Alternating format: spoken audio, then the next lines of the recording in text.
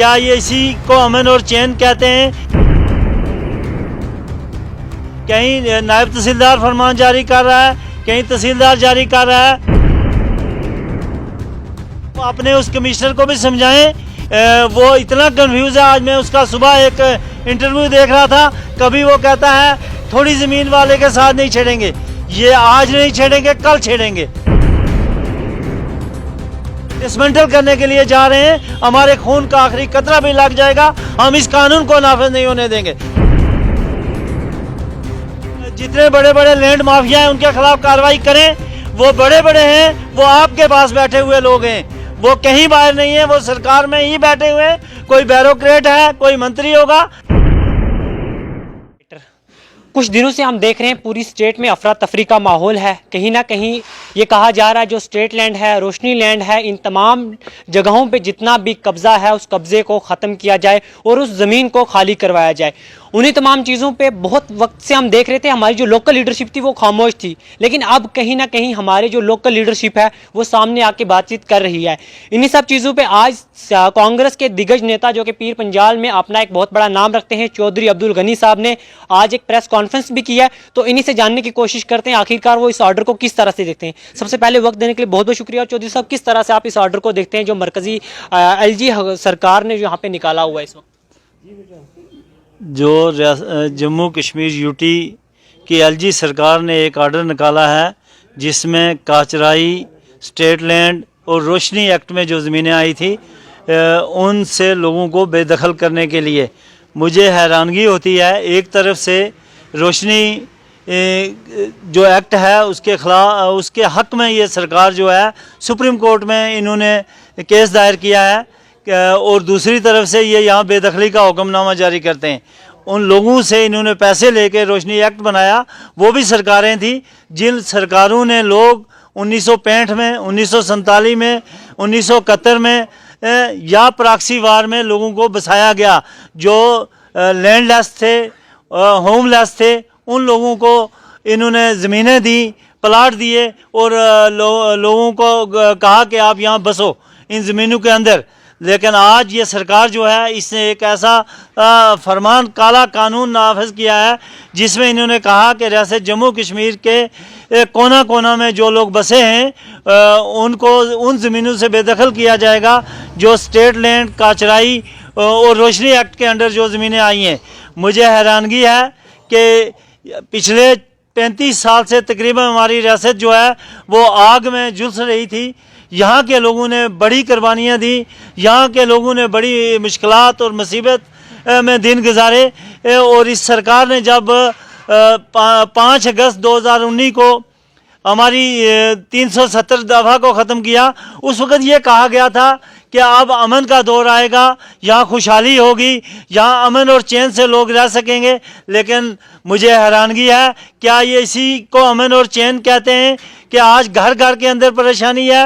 आज कहीं नायब तहसीलदार फरमान जारी कर रहा है, कहीं तहसीलदार जारी कर रहा है, और वो लोगों को कह रहे हैं वो ज़मीनें जो उनके बाप दादा से उनके कब्ज़े में थी उन ज़मीनों पे से बेदखल करने के लिए तैयारियां हो रही हैं सरकार की।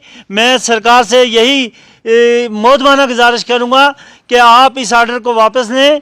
ये कानून जो है अवाम दुश्मन कानून है, और इस कानून की वजह से रियासत जम्मू कश्मीर के अंदर जो हालात पटड़ी पे आए थे वो ख़राब करने पे सरकार खुद तुली हुई है।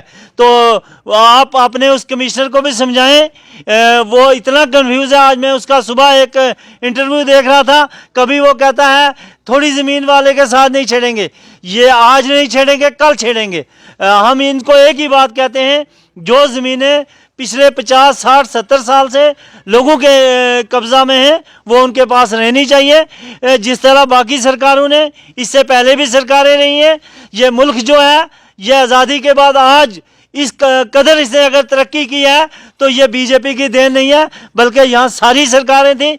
यहाँ कांग्रेस सरकार का बहुत ज़्यादा योगदान है। यहाँ हमारी रियासत के अंदर भी काफ़ी जमातों की सरकारें रही हैं, लेकिन कभी भी कोई ऐसा कानून नहीं नाफिज किया गया जिससे वो गरीब जिसके पास गुजर बसर करने के लिए एक कनाल जगह भी नहीं है, जिसको गुजर बसर करने के लिए सर पे छत नहीं है, तो उसने अगर उस ज़मीन के अंदर अपनी पूरी ज़िंदगी की पूंजी इकट्ठी करके अपना शाना बनाया, तो आज उसको अगर ये डिसमेंटल करने के लिए जा रहे हैं, हमारे खून का आखिरी कतरा भी लग जाएगा, हम इस कानून को नाफिज नहीं होने देंगे। मैं सरकार से यही गुजारिश करूँगा कि आप इस कानून को वापस लें।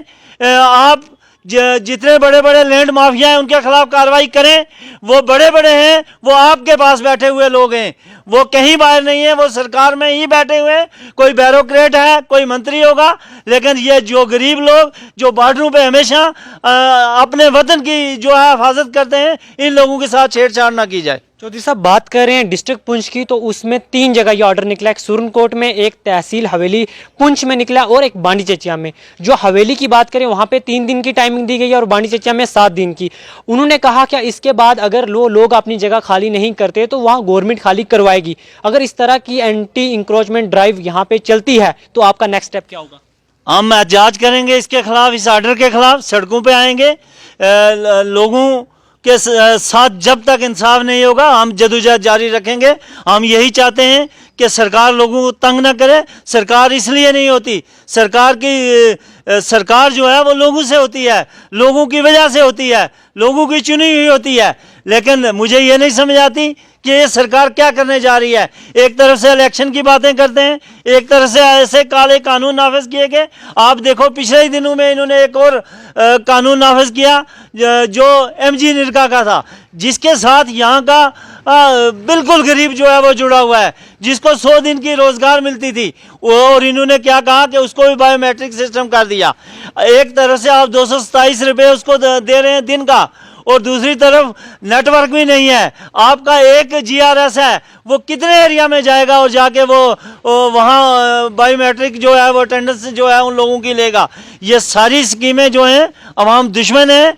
हम यही चाहेंगे कि ये सारे काले कानून वापस लेकर इस अवाम को सहूलियत दी जाए।